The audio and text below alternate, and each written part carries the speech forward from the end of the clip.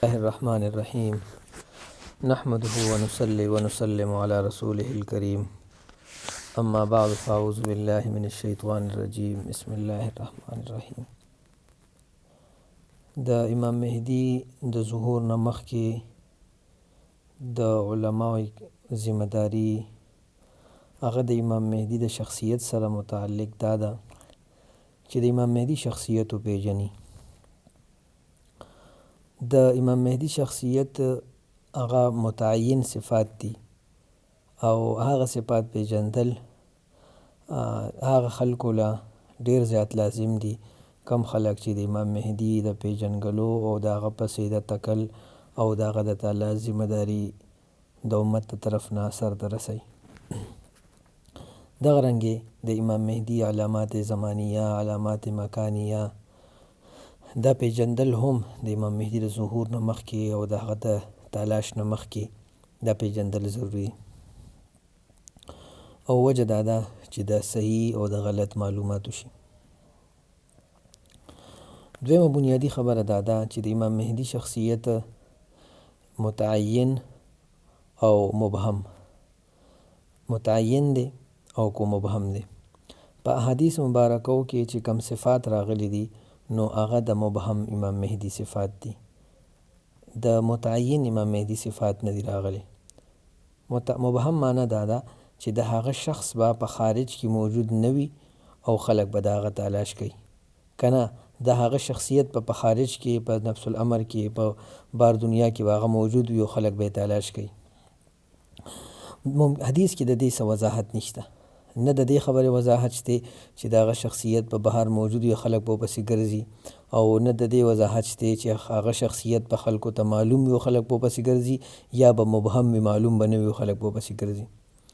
دومره خبره معلومه ده چې د امام مهدي په باره کې به خلک په تکل کې وي، خلک به په ناامیدۍ کې وي او ډیر خلک به د امام مهدي ظهور دپاره کوشش کوي.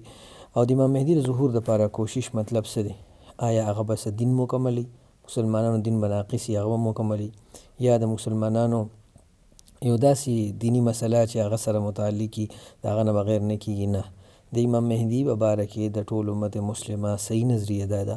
چې امام مهدي به د نبی کریم صلی الله علیه وسلم د دین تجدید کوي، یعنی په دین کې چې کومې خامې راغلي دي نو هغه خامې تجدید به کوي چې د زمانې د تېرېدو سره د فتنو او د فسادونو په کثرت سره چې په امت کې کومې خامې راغلي نو د هغه خامو اصلاح به کوي او د هغې لپاره به د هغه شخصیت دنیا ته راځي. د امام مهدي په باره کې خو بنیادي زمونږ د عقیده دا ده، د ټول امت عقیده دا ده چې هغه به په اخري زمانه کې پیدا کېږي، یعنی د مخکې نه به پیدا کېږي نه بلکې په اخري زمانه کې به پیدا کېږي. د دې وجې احادیثو کې د هغه د عمر تذکره 140 کال نه تر د مختلف روایات د 53 کالو پورې راغلی ده. نو د دې نه دا معلومیږي چې د امام مهدي شخصیت به هغه ډیر کثرت عمر والا نه بلکې هغه به د دغه عمر انساني. یو درېمه خبره د امام مهدي سره متعلق دا ده چې د امام مهدي صفات په حدیثو کې کثرت سره راغلي دي. په دې کلام کې مونږ د امام مهدي په دې خبرو کې مونږ د امام مهدي هغه صفات په یو خاص نظم سره ذکر کوو چې هغه نظم په حدیث کې یعنی ذکر نه دی، هغه صفات د حدیث کې ذکر دي چې کم کم صفات دي، خو هغه نظم هغه طریقه چې کومه مونږ په کم انداز سره ذکر کوو نو دغه انداز دا په حدیث کې نشته. دا زمونږ صرف ظني اجتهادي ترتیب دی، څه قطعي نه دی، کیدی شي داسې نه. لومړنۍ خبره دا خو د امام مهدي د ظهور نه مخکې په طور تمهید دا خبرې وي چې کم حضرات امام مهدي تلاش پسې ځي چې د هغوی په ذهن کې دغه وي، او د عامو مسلمانانو دپاره هم دغه یو څو خبرې دي. ابتداءً لومړنۍ خبره دا ده چې د امام مهدي ظهور به په مکه مکرمه کې کېږي. نو د احادیثو او د قرآن آیتونو مطالعه سړی وکړي نو د هغې نه دا معلومیږي چې د موسی علیه السلام تذکره هغه او د فرعون واقعات په قرآن مجید کې په کثرت سره ذکر شوي، او قرآن مجید چونکې زموږ د هدایت لپاره الله رب العالمین نازل کړی دی، د قیامت پورې د ټول انسانانو لپاره رهنما دی، نو دا معلومیږي چې د قرآن مجید د آیتونه دا هم د مسلمانانو دپاره څنګه چې د احکامات مسلمانانو دپاره راه عمل دي او د هدایت ذریعه ده. نو دغه رنګې د قرآن مجید آیتونه د هغې اشارة النس او د هغې اقتضاء النس هم د مسلمانانو دپاره راه عمل دی. او د قرآن مجید چې کوم واقعات دي نو په هغې کې هم د مسلمانانو د هدایت دپاره ډېر سامان دی. نو د دې وجې که مونږ په دې خبره باندې غور وکړو نو دا بده نه ده چې د امام مهدي راتلو نه مخکې به چې څنګه صورتحال و نو دغه شانتې صورتحال په قرآن کې د موسی علیه السلام هم دی. د موسی علیه السلام راتلو نه مخکې بني اسرائیل هغه غلامانو.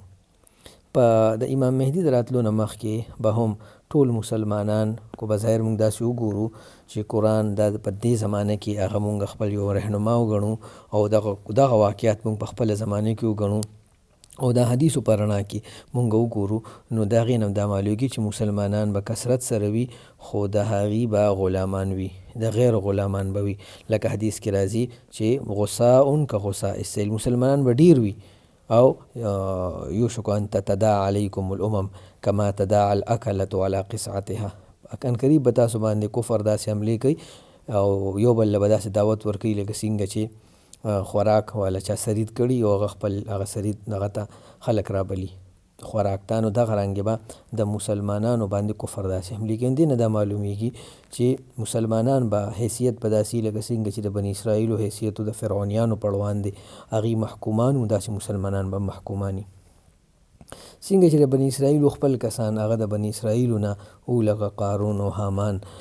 نو هغه به او په بني اسرائیلو مسلطو په هغې به ظلم کو د فرعون د طرف نه. نو دغه رنګې به دغه شانتي صورتحال به هغه چې کوم دی نو په آخري زمانه کې هم وي. لکه څنګه چې بني اسرائیلو ته دا اندازه وه، فرعون ته دا اندازه ولګېده د خپلو کاهنانو نه یا د مختلفو ذرایعو نه چې د آخري زمانه کې زما په دې زمانه کې فرعون وی چې زما په دې زمانه کې یو کس داسې پیدا کېدونکی دی چې هغه به د بني اسرائیل زما د غلامین ازادي زما بادشاهي به ختمیږي. نو ممکنه ده چې د امام مهدي د راتلو نه مخکې هم دا خبره وي او همدې خبرې طرف ته اشاره ده.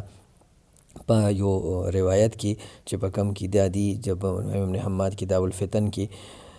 چې د امام مهدي د راتلو نه مخکې به د هغې زمانې بادشاه ظالم بادشاه په حدیث کې د سفیاني لفظ د هغه لپاره ذکر شوی دی نو چې هغه به د اهل بیتو واړه او لوی هغه به خلک په ګیرئ چې څومره باندې هغه قادر شي نو هغه به ګیرئ. نو که مونږ اوس په دې زمانه کې په دې قرآن د دې آیتونو د فرعون او د بني اسرائیل د واقعات د موسی علیه السلام د پیدایش په دې حالاتو باندې سوچ وکړو او موجوده زمانه کې د دې تطبیقي انداز هغه مونږ والو نو مونږ دا ویلی شو چې د امام مهدي د راتلو نه مخکې په نن سبا زمانه کې چې کوم حالات دي نو په دې حالاتو کې د امام مهدي پیدایش هغه به داسې وي چې لکه څنګه چې د موسی علیه السلام پیدایش و چې د مخکې نه به خلکو ته پته وي چې داسې یو کس پیدا کېدونکی دی او داسې یو کس پیدا شوی دی او د هغه په پیدایش سره به چې کوم د څنګه د فرعون مخکې نه پکړ دکړ شروع کړو نو داسې به د هغه د بلاد الحرمین او د مکې او د دغه علاقو چې کوم بادشاهیان دي هغه به هم داسې کسان هغه چې کوم دی نو ګرفتاري او د هغه د ګرفتارۍ وجه هغه چې کوم دی نو مختلف وجوهات کیدی شي. نو د دې وجې په دې زمانه کې د هغې تطبیقي سوچ باندې که مونږ غور وکړو نو هغه دا به بهرحال ګرځي لکه حدیث کې راځي چې یسوق الناس بعصاه یخرج القحطاني یسوق الناس بعصاه مسلم شریف روایت دی چې صحیح روایت دی چې د اخري زمانه کې به قحطاني راځي. قحطان یعنی د یمن خلق به وي، د یمن نسب به اعتبار سره به د یمن وي، هغه به راځي او هغه به چې کم دی نو خلق په کونټې باندې یعنی زغلی دین طرف ته به راولي. نو کو دې زمانه کې مونږ هغه وګورو نو ډېرو محققینو او بلکې د ډېرو د نن سبا د سعودي د بعضو انکرانو چې کوم د سعودي او قسم طرفداري کوي نو هغې هم دا وایي چې اسامه دا قحطاني دي. نو اوس دغه قحطاني نه پس که مونږ دا وګورو چې یعنې څنګه فرعون د هغه په باره کې پیشنګویي د موسی علیه السلام په باره کې فرعون پې ته پیشنګویي وشوه، نو دغه رنګې د قحطاني د یو قسم د دې لپاره پیشنګویي ده چې د قحطاني نه پس به چې کوم دی نو بیا مهدي راځي. نو داسې چې کوم دی لکه هغه به هم د یمن وي، یمن سره به تعلق وي. نو دغه رنګې لکه بني اسرائیلو کېدای چې په مصر کې یو کس پیدا کېږي، اصل تعلق به خو بني اسرائیلو سره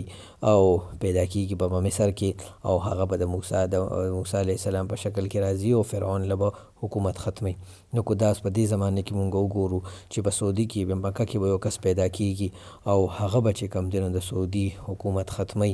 او د څنګه چې فرعون د هغې لپاره تګ و دو کو، نو داسې سعودي حکومت به هم د هغې لپاره تګ و دو کوي او هغه به هم پریشانه کوي او د هغه خاندان والا به هم پریشانه کوي، لکه څنګه چې فرعون هغه چې کوم دی نو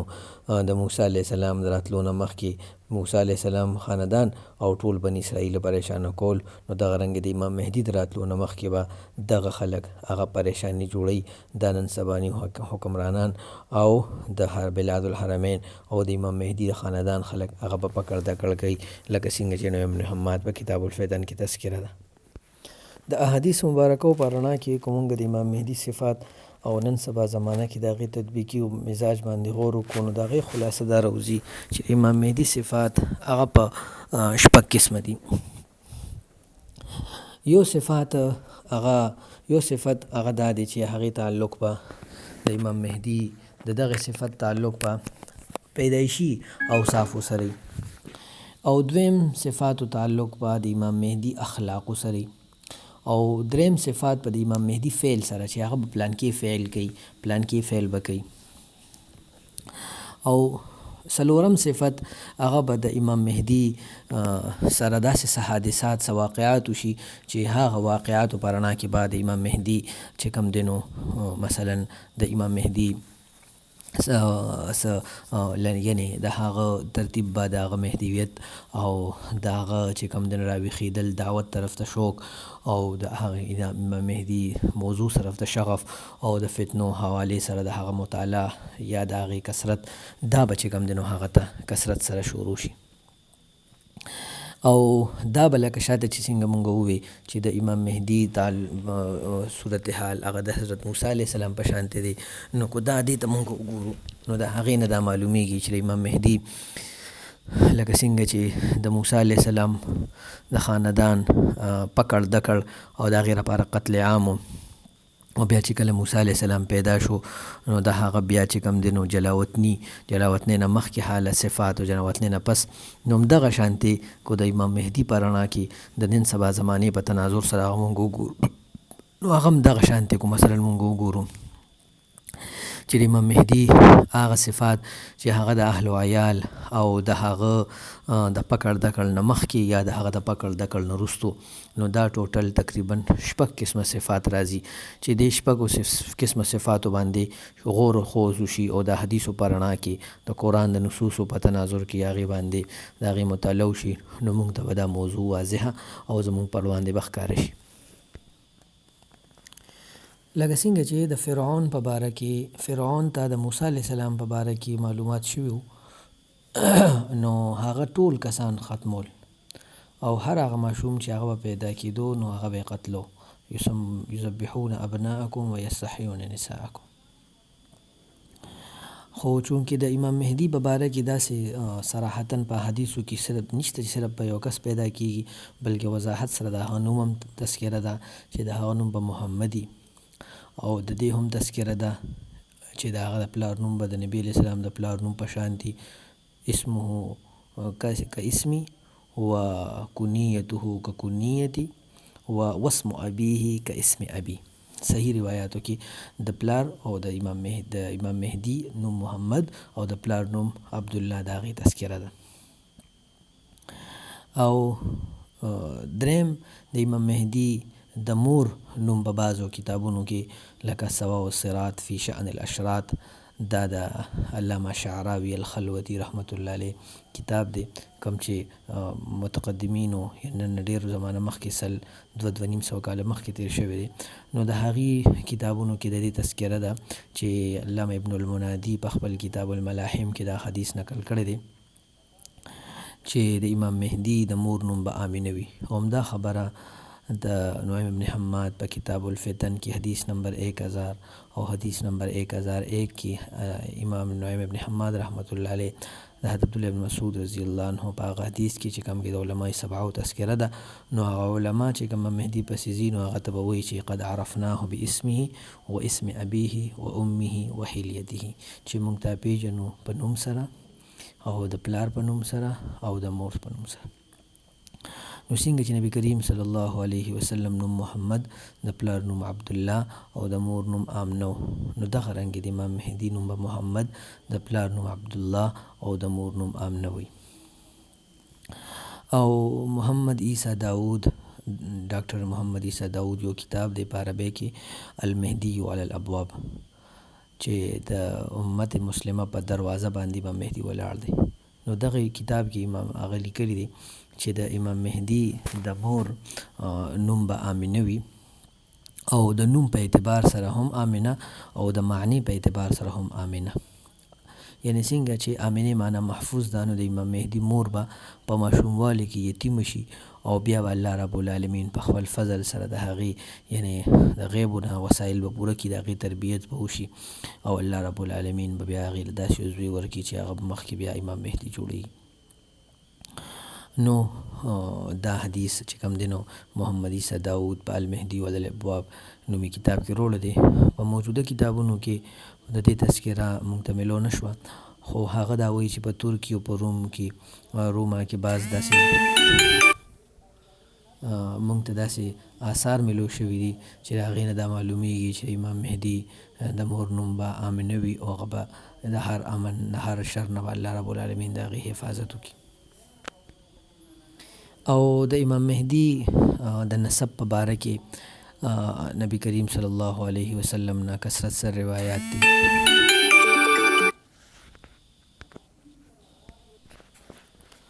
د امام مهدي نسب په باره کې چې کوم احادیث دي نو د هغې نه دا معلومیږي چې امام مهدي به د عترت نه وي او امام مهدي به د حضرت علی رضی الله عنه په اولاد کې وي او امام مهدي به د حضرت فاطمه رضی الله عنها په اولاد کې وي او امام مهدي به د حضرت فاطمه رضی الله عنها زوی حسن رضی الله عنه په اولاد کې وي او د اعتبار سره امام مهدي به اهل بیتونه وي. نو د دې نه دا معلومه شوه چې امام مهدي به د اهل بیتونه وي،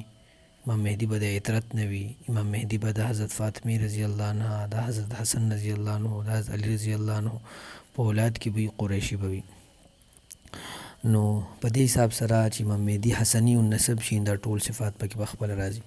نو د دې نه په هغه خبرو باندې هم رد شو، په هغه خبرو باندې هم رد شو چې امام مهدي به حسیني نه وي، امام مهدي به د حضرت حسین رضی الله عنه د اولاد نه وي او په هغې باندې هم چې حضرت عباس رضی الله عنه اولاد نه به نه وي. امام مهدي به قریشي هم وي، لکه د خلیفه چې کوم شرایط دي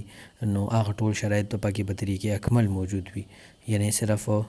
وجوبي شرایط نه چې مسلمان وي، عادل وي، قوي وي، دغه صفاتو سره سره امام مهدي کې به دا د قریشي نه علاوه چې څومره صفات دي نو دا ټول صفات پکې هم موجود دي. امام احمد بن حنبل رحمت الله علیه په خپل مسند احمد کې په 26501 نمبر حدیث باندې دا نقل کړی دی چې حضرت امام مهدي صاحب به مکی وي، یعنی د مکې نه وي. نو دې سره معلومه شوه چې امام مهدي او صفات په دا وي چې دی به په مکه کې پیدا کیږي او د مکې نه به وي. او په مسند احمد کې 26731 نمبر حدیث دی. دغه رنګې په ابو داود کې هم دی چې انه رجل من اهل المدینه، چې امام مهدي به اهل مدینه نه.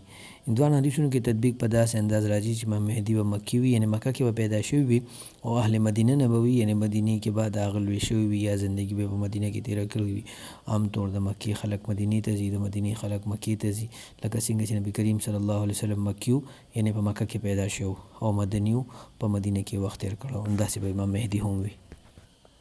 خو بظاهر دې ځایونو کې د پاتې کېدو اثرات هغه دا دي چې نبي کریم صلی الله علیه وسلم سره حضرات خلفای راشدینو سره او نور اولو العزم شخصیاتو سره مکمل مشابهت راشي، لکه د مدینی انوارات، د نبی علیہ السلام د روضې مبارکي فیوز، د زمزم هغه برکات او د هغې هغه رڼاګانې او د هغې هغه ازوا، د طواف او د مطاف او د رکن یمانی او د مقام ابراهیم او د حجر اسود هغه مقدس مقامات او د صفا مروه هغه نورانی ځایونه، نو د هغې کې د لویدو وجه به دا وي چې امام مهدي کې به هغه نورانی اوصاف راځي او د وړلوکوالي نه به د امام مهدي شخصیت هغه یو نورانی شخصیت وي. او دغه رنګې د امام مهدي بنیادی صفت به دا وي چې دی به په پیدا شوی خو په مکه کې او لوی شوی په مدینه کې، د مدینې سره مکې سره به تعلق وي، خو دې سره سره د امام مهدي د پلار نیکه وطن هغه به یمن وي. او همدا خبره د حضرت کعب رضی الله عنه په روایت کې داسې مذکوره ده، هغې فرمایي چې ما المهدي الا الیمانی غیر ان له اصلا و نسبا فی القریش، چې د امام مهدي خو به یمنی وي خو اصل او نسب به هغه چې کوم دی نو قریشي وي، یعنی اصل په اعتبار سره د نسل په اعتبار سره خو به قریشي وي او بیا به چې کوم دی نو ابا او اجداد به هغه چې کوم دی نو د قریشو سره تعلق ساتي او پخوا زمانه کې به چرته یمن د هجرت کړی وي، او بیا پلار نیکه د امام مهدي پلار یا د امام مهدي نیکه به هغه مکې ته راشي، امام مهدي به په مکه کې پیدا شي، نو په دې اعتبار سره د امام مهدي اصل او نسب په اعتبار سره به قریشي وي، هاشمي به وي